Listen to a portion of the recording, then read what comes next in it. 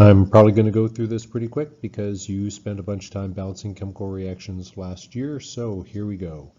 The law of conservation of mass says that during a chemical reaction, mass is neither created or destroyed, simply redistributed among the products. This was a huge step forward about a little over 200 years ago. The consequence is that all reactant atoms must be present as products. Moving on. If we want to visualize the atoms, we can use different colored dots to represent different atoms. Compounds must have the dots in the correct proportions. You keep adding dots for the atoms and compounds until you can show the reaction is balanced with the right number of dots. As an example, if we use C2H2 with O2 to produce carbon dioxide and water, I'm going to use black to represent carbon. I'm going to use this yellow to represent hydrogen, and I'm going to use blue to represent oxygen. When I do this, and I'm going to draw all of my compounds in rows of dots, so if we're consistent, use rows of dots, what we're going to get is we're going to get C2H2 is going to be 2 black dots and 2 yellow dots. The oxygen is going to be 2 blue dots. The carbon dioxide is going to be 2 blue dots with a black one for the carbon, and the water is going to be 2 yellow dots with 1 blue dot. And now we just look at the compounds and say, well, we're counting dots. Let's see if we got the right number. If I start with the black ones, I realize I need another black one with the carbon dioxide. That means I'm going to need a couple more oxygens because you can't put one of the atoms from the compound but not all of them. That immediately means I need more oxygen on the left. So there's 2 molecules of oxygen. Things are looking pretty good until I realize there's a blue oxygen atom in the water as well. That means I need another molecule of oxygen. And that means I can put my next atom there because I've got to have 6. Because there's 6 on the left, so I got to put a 6th atom for oxygen. That means I need more hydrogen for the water, but that means I'm going to need another one of these C2H2 molecules. That means I've got to put more carbon in. The hydrogen is all accounted for, but the carbon, now I've got 2 more carbon atoms, which means I'm going to need a bunch more oxygen. And so in the carbon dioxide, I can see 8 plus another 2 is 10, which means I need another 4 dots. And now I count my rows. If I count my rows, I see that I have 2 of these C2H2s, 5 oxygen molecules, 4 carbon dioxides, and 2 waters. So that's how we visualize the atoms. Moving on now. In grade 10, we spent a lot of time on what I would call guess and check. We used an ELR chart in my class for the elements left and right.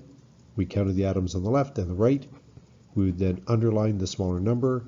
That meant we had to put a coefficient in front of a compound on that side, wherever the underlining was. We would then recount, underline as needed, and just keep repeating the process until we got everything balanced. Once we got it all done, you had to check to see if you could divide all the coefficients by something. So if the coefficients were 2, 4, 4, and 6, you can divide all that by 2 to get 1, 2, 2, and 3. We have to have the simplest ratio possible, but they all have to be whole numbers. In time, some of the simpler ones we can just do that chart in our head. Let's move on to the next slide and practice. My first example is P4O6 plus water makes H3PO3. If I make one of these ELR charts, my elements are phosphorus, oxygen, and hydrogen. My counts are 4 for phosphorus, 7 for oxygen because it's a 6 plus the 1, and then 2 for hydrogen. On the right I have 3 hydrogen, 1 phosphorus, and 3 oxygen. Now, I'm going to start probably with this phosphorus because The underlining goes like that. 2 to 3 doesn't work real nice for the hydrogen. Oxygen's in everything, so let's leave it till later because that could get messy. Phosphorus is pretty straightforward. If I put a 4 in front of the H3PO4, that means I have 4 phosphorus, 12 hydrogen, and 12 oxygen. Now when I recheck my underlining, I have hydrogen and oxygen, but that's it. Again, oxygen is in a bunch of stuff, but that 2 to 12 ratio for hydrogen looks pretty promising. If I put a 6 in front of the water, hydrogen becomes 12, which is great. Oxygen, however, oxygen has 6 with the water, 6 with the P4O6, which is a total of 12, and things are good. Once I've done all the balancing, I have to fill in 1s. And that is completely balanced, and it's the simplest ratio. One last example. H3SO4, CaOH close bracket 2, water and calcium arsenate.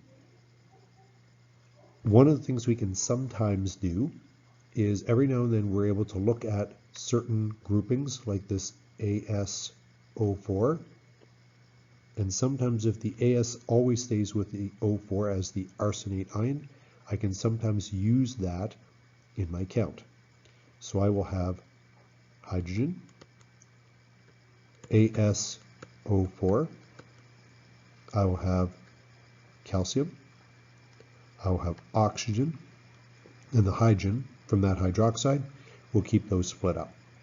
So left-hand side, we have 3 hydrogen in the left-hand column and 2 in the calcium hydroxide for a total of 5. I have 1 arsenate ion, I have 1 calcium ion, and I have 2 oxygen atoms in those hydroxides. On the right-hand side, the water contains all my hydrogens, so that's 2. The arsenate, the subscript outside the bracket tells me there's 2. Calcium, I've got a subscript of 3. And the oxygens not in the arsenate are 1. And that's why I say some people will put polyatomic ions in, some people don't. If you don't like it, that's okay, just have arsenic and oxygen separate and your oxygen numbers will be bigger. With that scenario, I'm going to do my underlining and underline small, small, small, and small, so there's a need for something everywhere. A lot of places I could start with this. That hydrogen is in 3 of the 4 compounds. That gets a little messy, but the arsenic is only in 1, so let's start there. I'm going to put a 2 in front of the H3AsO4.